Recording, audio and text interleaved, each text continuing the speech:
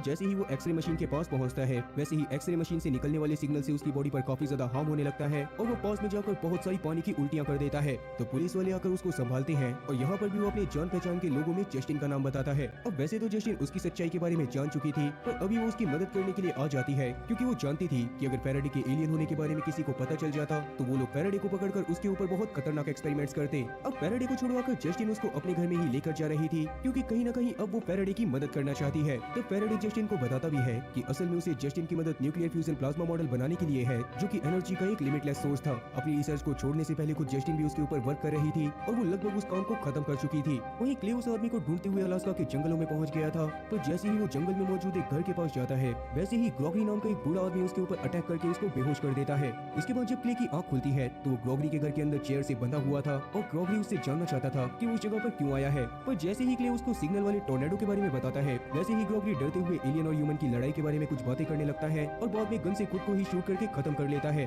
ग्रॉगरी के इस तरह के रिएक्शन को देखकर क्ले ये बात तो समझ गया था कि ग्रॉगरी के घर में उसे एलियन से रिलेटेड कुछ न कुछ तो जरूर मिलेगा। इसीलिए वो तुरंत ही वहाँ पर धुड़िया मुसिया करना चालू कर देता है और जल्दी ही उसको कुछ टेप रिकॉर्डर्स मिलते हैं, जिनको देखने के बाद उसे पता चल जाता है कि डॉक्टर थॉमस सच में एक एलियन था और ग्रॉगरी भी उसके साथ ही काम करा करता था। ग्रॉगरी को जब से डॉक्टर थॉमस की सच्चाई के बारे में पता चला था, तब से वो काफी ज्यादा डर गया था और उसे हमेशा यही लगता था कि कहीं कोई दूसरी एडवांस एलियन सिविलाइजेशन अर्थ पर आकर अर्थ के लोगों को जान से न मार दे। खैर उस टेप को अपने पास में रखकर क्ले उस पूरे घर में आग लगा देता है और तुरंत ही वहाँ पर से फिंच के पास पहुँच जाता है। फिंच भी उस टेप को देखने के बाद काफी ज्यादा शॉक हो गई थी और उसे समझ में आ गया था कि अगर दोबारा से ये टॉर्नेडो आया है तो एक बार फिर से अर्थ पर एक दूसरा एलियन आ चुका है। किसी भी हालत में उन लोगों को उसे ढूंढना पड़ेगा, क्योंकि अगर ऐसा नहीं करा गया तो हो सकता है कि वो एलियन पूरे अर्थ को ही तबाह कर दे। वहीं रात में जस्टिन के घर में डिनर करते हुए फैराडे को अचानक से पता चलता है कि जस्टिन के पिता जोसाई असल में पैरालाइज थे और कहीं न कहीं वो अपने आप को पूरी फैमिली के ऊपर बर्डन बना करते थे। इसीलिए तो फैराडे उनकी मदद करने का डिसाइड करता है। फिर रात में जब जोसाई अपने कमरे में सो रहा था, तब फैराडे उसके कमरे में जाकर उसके गले को पकड़ लेता है, जिसके बाद वो अपनी बॉडी की कुछ एनर्जी को उनकी बॉडी के अंदर ट्रांसफर करने लग गया था। इससे आसपास मौजूद सारे इलेक्ट्रॉनिकल आइटम मेल फंक्शन करने लगते हैं और जस्टिन भी तुरंत ही भागती हुई अपने पिता के रूम में आती है। लेकिन रूम में घुसते ही उसकी आंखें पूरी तरह से फटी की फटी रह गई थी, क्योंकि उसके पिता अपने दोनों पैरों पर खड़े हुए थे और अब वो सही से बात भी कर पा रहे थे।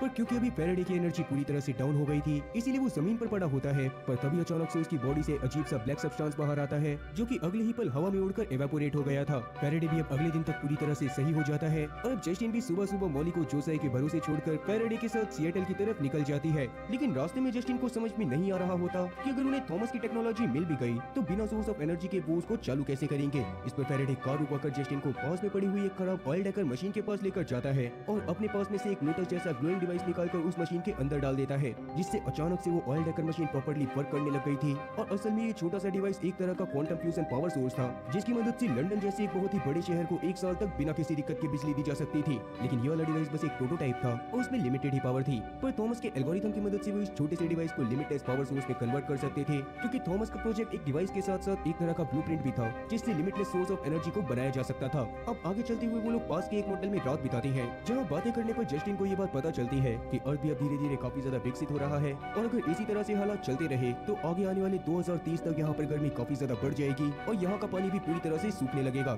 जिससे ओवरऑल पोल्यूशन बढ़ जाएगा और अर्थ भी पूरी तरह से बर्बाद हो जाएगी। तो जस्टिन डिसाइड करती है कि अगर वो लोग एक लिमिटलेस पावर सोर्स को बनाने में कामयाब हो जाते हैं तो उसके ब्लूप्रिंट को फैराडे इसी जगह पर छोड़ देगा, ताकि अगर बाद में अर्थ पर कोई भी ऐसी सिचुएशन आए तो वो लोग भी अर्थ पर लिमिटलेस सोर्स ऑफ एनर्जी को बनाकर ह्यूमैनिटी को बचा सके। वहीं दूसरी तरफ क्ले अभी किसी भी हालत में थॉमस को ढूंढना चाहता था, जिसके लिए वो फिन से परमिशन लेता है और लीसा नाम की एक औरत के पास जाकर उसे अपनी टीम में शामिल कर लेता है।